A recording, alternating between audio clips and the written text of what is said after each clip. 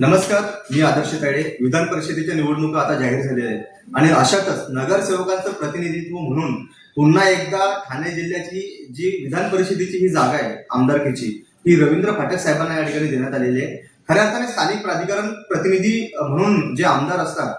त्यांची निवडणूक आहे आणि गेल्या 12 वर्षात रवींद्र फाटक साहेब जे शिवसेनेचे या ठिकाणी आमदार आहेत त्यांनाच या ठिकाणी युतीच्या माध्यमातून संधी दिली गेली होती. मागच्या 12 वर्षात 2 वेळा ते या ठिकाणी भारतीय जनता पार्टी आणि शिवसेनेच्या युतीमुळे या ठिकाणी आमदार झाले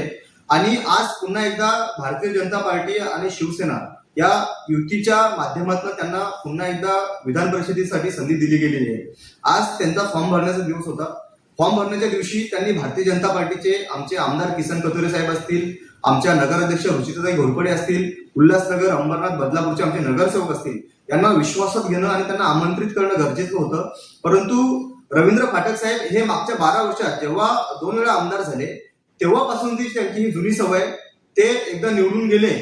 की ज्यांच्या जीवावर म्हणजे भारतीय जनता पार्टीच्या नगरसेवकांच्या जीवावर ते निवडून आलेले असताना त्यांनी मागच्या 12 वर्षात अंबरनाथ असेल, उल्हासनगर असेल, बदलापूर असेल, आमच्या तिन्ही शहरांच्या नगरसेवकांकडे कधी ढुंकून बघितलं नाही. ते या ठिकाणी कधी फिरकले नाही. त्यांनी कोणत्याही नगरसेवकांचे प्रॉब्लेम सॉल्व्ह केले नाही आणि असं असताना त्यांना ही संधी दिली गेलेली असताना आम्ही आमची सगळी नाराजगी, आमची सगळी जी अंतर्गत धुसफूस होती त्या सगळ्या गोष्टी बाजूला ठेवून त्यांना समर्थन देण्याच्या तयारीत असताना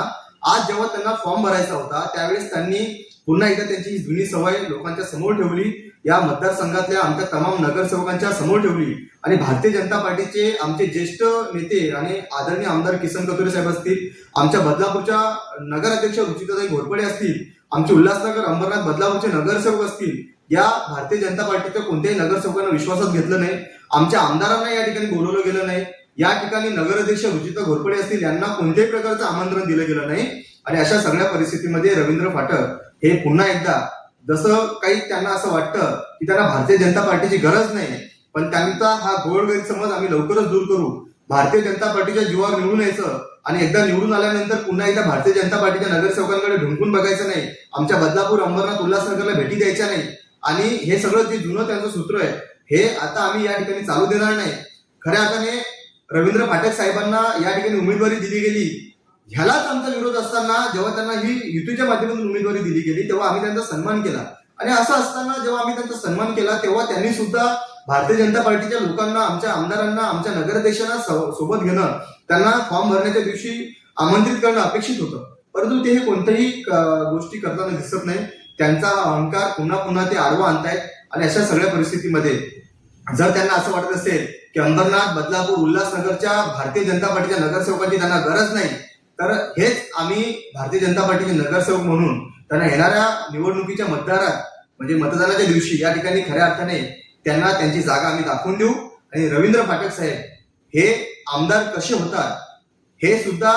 आता अशी म्हणजे एक चर्चा आहे की जर भारतीय जनता पार्टीची यांना गरजच नसेल तर मग हे आमदार होतात तरी कसे हे सुद्धा आम्ही बघू, अशी भावना सुद्धा काही नगरसेवकांनी माझ्याकडे व्यक्त केलेली आहे. भारतीय जनता पार्टी ठाणे जिल्हा ग्रामीण उपाध्यक्ष म्हणून ज्या ज्या नगरसेवकांनी ही भूमिका आमच्या समोर व्यक्त केली त्यांचा आवाज म्हणून ही बातमी आपल्या समोर देतो आहे. या खऱ्या अर्थाने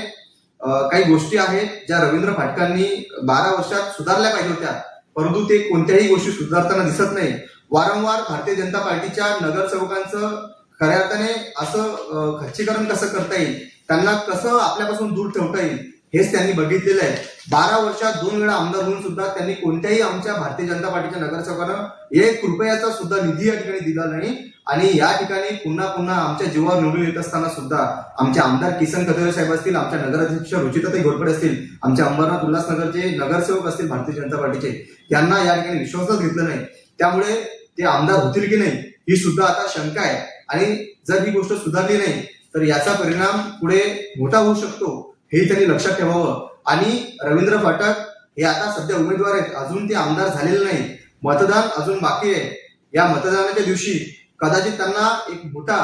दगा फटका या ठिकाणी सहन करावा लागू शकतो आणि जी 3ऱ्या वेळी त्यांना एक विश्वासाने संधी दिली होती या विश्वासाचं सुद्धा या ठिकाणी पानिपत होऊ शकतं हे त्यांनी लक्षात ठेवावं आणि भारतीय जनता पार्टीच्या नगरसेवकांना या ठिकाणी हलक्यात घेऊ नये. आमच्या आमदार किसन कथोरे साहेब असतील, आमच्या नगराध्यक्ष रुचिताताई घोरपडे असतील, यांचा जर ते अपमान करत असतील तर त्यांना येणाऱ्या निवडणुकीमध्ये घरी बसवण्याचं सुद्धा काम या ठिकाणी होऊ शकतं हे त्यांनी लक्षात ठेवावं.